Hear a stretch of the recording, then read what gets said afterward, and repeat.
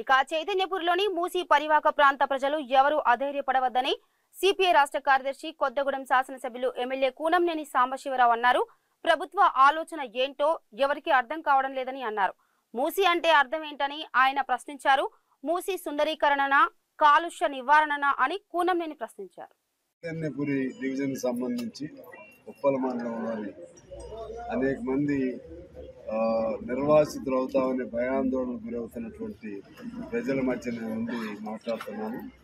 ఈ మూసీ పరివాహక ప్రాంతానికి సంబంధించిన సమస్య ఇది. అసలు ఎవరికి ఇది క్లారిటీ ఉండట్లేదు. ప్రభుత్వ ఆలోచన ఏంటో అర్థం కావట్లేదు. ఒక మంత్రి ఒక రకంగా చెప్తున్నాడు, ఇంకో మంత్రి ఇంకో రకంగా చెప్తున్నాడు, ముఖ్యమంత్రి గారు ఒక రకంగా చెప్తున్నాడు అనేది వీళ్ళందరిలో బలంగా నాటుకుపోయింది. ఈ మధ్యకాలంలో వాళ్ళు వచ్చినప్పుడు ఇక్కడ రెసిడెన్స్ ఉండబట్టి ఆగారు, కానీ మార్కులు మాత్రం పెట్టారు. అంటే ఈ ప్రాంతం వలన అసలు మూసీ అనే దానికి అర్థం ఏంటి, వాళ్ళు ఏమి ఆలోచన చేస్తున్నారో క్లారిటీ ఉండాలి. కేవలం సుందరీకరణ పేరుతో ఈ ఇళ్ళన్నీ తీసేయాల్సిన అవసరం ఉందా, లేదు ఏమన్నా డ్రైన్ వాటర్ అందులో కలుస్తుందా? అలా కలిసే అవకాశం లేదు. ఎందుకంటే సీనరీ మన ట్రీట్ ఆల్రెడీ ఉంది. ఆ నీళ్ళు ఆ డ్రైన్ వాటర్ అంతా అందులో పోతుంది. మరి ఇక ఏ పేరుతో ఇది కాలుష్యం అని అంటున్నారో అర్థం కాలేదు. ఇది లేపేస్తే కాలుష్యం ఎలా తగ్గింది? ఇవన్నీ తీసేస్తే మరలా ఇంకో ఇండస్ట్రీస్కి అవి పెడితేనేమో, లేకపోతే ఇతర కారిడార్లు కానీ, లేకపోతే వేరే ఇండస్ట్రియల్ పార్క్స్ కానీ ఇటువంటి పెడితే దానివలన ఇంకా కొత్త కాలుష్యం పెరిగింది. అందుకని అసలు క్లారిటీ లేదు గవర్నమెంట్కి సంబంధించింది. క్లారిటీ వాళ్ళకు ఉండొచ్చేమో కానీ జనాలకు లేదు. జనాలకి ఒక క్లారిటీ ఇవ్వాల్సిన బాధ్యత ప్రభుత్వానికి. ప్రభుత్వంగా ఒకవేళ ఇదేమైనా ప్రభుత్వ భూములు అంటే కాదు, ఇది కొనుక్కున్న భూములు మీరు ఎలా తీసేస్తారు? ప్రభుత్వ భూములుగా ఏదైనా ఉన్న వాటిని కూడా ఆల్రెడీ 59 కింద కూడా కొంత కట్టించుకున్నారు ఆ జీవో ప్రకారంగా. అట్లా ఏమైనా ఉంటే అవి తీసుకోవాలి. మరి ఇది ఏమైనా వరదలకు ఏమైనా అడ్డం వస్తే ఈ కాలనీలు వీటి వల్ల ఈ హైదరాబాద్ నగరం మునిగిపోతుందని చెప్తారు. ఈ మూసి ఇరు ప్రాంతాల మధ్య ఉన్న ఇళ్ల వలన హైదరాబాద్ మునగటం అనేది ఇంతవరకు లేదు. హైదరాబాద్ వరదలు పట్టడం అవన్నీ కూడా ఆ పై ప్రాంతాల్లో జరుగుతున్నాయి. ఆ హిమాయత్ నగరు అటు నుంచి పైన సెక్రటేరియట్ పైన అవి జరుగుతుంది. నాకు తెలిసి ఇక్కడ తక్కువే ఉంది నాకు తెలిసి. మరి ఎట్లా అసలు దేనికోసం చేస్తున్నారో అర్థం కావట్లేదు. అందువలన వీళ్ళ ఆదుర్దాకు అనుగుణంగా నన్ను ఆహ్వానించారు, ఇక్కడికి వచ్చాను. ఖచ్చితంగా మేము కమ్యూనిస్ట్ పార్టీగా ఈ చైతన్యపురే కాదు, మూసీ ప్రాంతమైనా ఏ ప్రాంతమైనా సరే వాళ్ళు ప్రభుత్వం ఏమంటుందంటే మూసీ దాని పేరుతో రాజకీయాలు చేస్తున్నారు. రాజకీయాలు అనేది బీఆర్ఎస్ లాంటి వాళ్ళు చేస్తారు, కానీ మేము కమ్యూనిస్టులుగా రాజకీయాలు చేయం.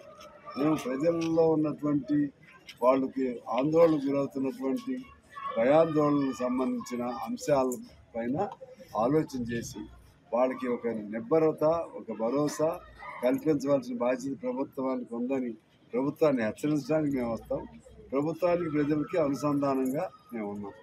ఆ ప్రజలకు ఇబ్బంది కలగకుండా చూసే బాధ్యత కమ్యూనిస్టులుగా మేము తీసుకుంటున్నాం. కాబట్టి మేము ముఖ్యమంత్రి గారిని కోరుతున్నాం, ఖచ్చితంగా దీనిపైన ఇమీడియట్గా ఒక వైట్ పేపర్ విడుదల చేయండి. మూసీ వల్ల మూసీ కింద ఎన్ని ఇళ్ళు ఉన్నాయి, ఎన్ని ఎకరాల భూమి ఉంది, అసలు మీ లక్ష్యం ఏంటి, దేనికోసం ఈ మూసీ ఎవరికి అర్థం కావట్లేదు. మీ హైడ్రా పేర్లు ఎంత గజిబిజి ఉందో, ఎంత తికమక ఉందో, ఈ మూసీ బ్యూటిఫికేషన్లో కూడా అంత తికమక కనపడుతుంది. దీన్ని సరి చేసుకోవాల్సినటువంటి అవసరం ప్రభుత్వానికి ఉందని మేము విజ్ఞప్తి చేస్తాము. ఆ విధంగా మీరు ఒక వైట్ పేపర్ అంటే మొత్తం వివరాలతో కూడినటువంటి వైట్ పేపర్ విడుదల చేసి, ఆ వైట్ పేపర్ బేస్గా అన్ని పార్టీలతో, ముఖ్యమంత్రి గారు చెప్పారు అన్ని పార్టీలతో సమావేశం జరుపుతా ఉన్నది మంచిదే. అన్ని పార్టీలు కూడా సమావేశం జరిపి దానిలో ఎక్స్పర్ట్స్ని కూడా పిలవాలి. రాజకీయ పార్టీల కంటే కూడా మేము ఉండాల్సిందే. మాతో పాటు ఈ వాతావరణ నిపుణులు, లేకపోతే ఇతర ఎక్స్పర్ట్స్ వాళ్ళు కూడా పిలిచి వాళ్ళ సలహాలు కూడా తీసుకోండి. ఎందుకంటే లక్షలాది మంది మనసుల్లో భయాందోళన గురి చేస్తే అది మంచి పరిపాలన అనిపించుకోవాలి. దానివలన అసలు నువ్వు ఎన్ని మంచి పనులు చేసినా సరే ఒక్కడికి నష్టం జరిగితే ఆ ఒక్కడు ఇల్లెక్కి కోతకు వస్తే నువ్వు చేసిన మంచి అంతా పోయింది. అందువల్ల మనకు ఉన్నటువంటి సేయింగ్ ఉంది, లీగల్ సేయింగ్ ఏంటంటే 100 మంది దోషులు తప్పించిపోయినా పర్లేదు కానీ ఒక్క నిర్దోషి కూడా శిక్షించబడకూడదు. ఇవాళ మీ ఆలోచనల ప్రకారంగా మరింత మంచి జరగాలి తప్పితే మీ ఆలోచన ప్రకారంగా ఈ లక్షల మందే కాదు, ఇక్కడ వాళ్ళే కాదు, జిల్లాల్లో కూడా అదే విధంగా భయోత్పాదానికి గురవుతారు. జిల్లాలకు కూడా ఒక ఆయన ఎవరో ఇచ్చారు స్టేట్మెంట్, ఈ హైడ్రా జిల్లాలకు కూడా తీసుకెడతామని. అంటే ఈ రాష్ట్రం అంతా గందరగోళ పరుస్తూ రాష్ట్ర ప్రజల్లో ఎందుకు చెప్తున్నానంటే, ఇప్పుడు హైదరాబాదులో అసలు మీకు స్పష్టత లేదు. ప్రభుత్వ భూమిని తీసేస్తారా, లేకపోతే వరదకు అడ్డం వచ్చే భూమిని తీసేస్తారా, లేకపోతే సుందరీకరణకు అడ్డం వచ్చే భూమిని తీసేస్తారా, ఏదనేది స్పష్టత లేదు. మీరు ప్రభుత్వ భూములు కానీ తీసేయాలని అనుకుంటే కొన్ని లక్షలు ఇళ్ళు పోతాయి ఇప్పుడు హైదరాబాద్. వాళ్ళ జిల్లాలకు తీసుకెళ్తామన్నారు. జిల్లాలుగా తీసుకెళ్తే అక్కడ వరదలకి అడ్డం వచ్చే ఇళ్ళు కొద్ది ఉంటాయి కానీ ఎక్కువ పేదాళ్ళు వేసుకుని భూములు ఉంటాయి. ఇవన్నీ కలిపితే ఇవన్నీ కలిపితే దాదాపు 1 కోటి ఇళ్ళు పోవాల్సి వచ్చింది. మొత్తం మీరు లెక్కలు తీసుకోండి, ఈజీగా 1 కోటి ఇళ్ళు పేదవాళ్ళు వేసుకుని భూములు ఉంటాయి. అందువలన ఎవరు పడితే వాళ్ళు స్టేట్మెంట్లు ఇవ్వకుండా ముఖ్యమంత్రి గారు వాళ్ళని నివారించుకోవాలి. ఒక్కో మంత్రి ఒక్కో పద్ధతిలో స్టేట్మెంట్ ఇస్తున్నారు, వీళ్ళందరూ అయ్యే చెప్తున్నారు. అందువలన ఆ విధంగా మంత్రులు ఎవరికి పద్ధతుల్లో వాళ్ళు దాన్ని నిర్వచనం చేసుకుని స్టేట్మెంట్లు ఇవ్వటం, ఆ విధంగా చేసుకోవడం వల్ల మీకు నష్టం వస్తుంది. దాన్ని సరిదిద్దుకోవాల్సిన బాధ్యత ఉంది.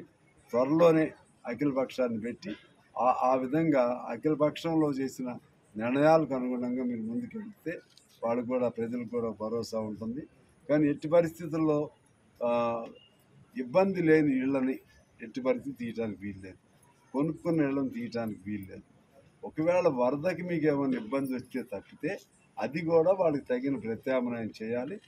పేదవాళ్ళకైతేనేమో ప్రత్యామ్నాయం చేయాలి, కొనుక్కున్న వాళ్ళకైతే మాత్రం ఖచ్చితంగా వాళ్ళకి అమ్మిన వాళ్ళు ఎవరు, ఆ అమ్మిన వాళ్ళకి పర్మిషన్ ఇచ్చిన వాళ్ళు ఎవరు, ఆ పద్ధతుల్లో దాన్ని మొత్తం లోతుకెళ్ళాలి.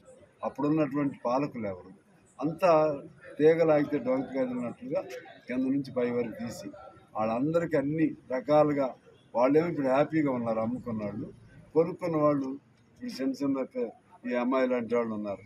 వీళ్ళందరూ వాళ్ళ జీవితకాలం సంపాదించుకునేటువంటి రిటైర్మెంట్ వరకు సంపాదించుకునే దాని నుంచి లోన్ తీసుకుని వీళ్ళు కట్టి ఇల్లు కొనుక్కుంటున్నారు.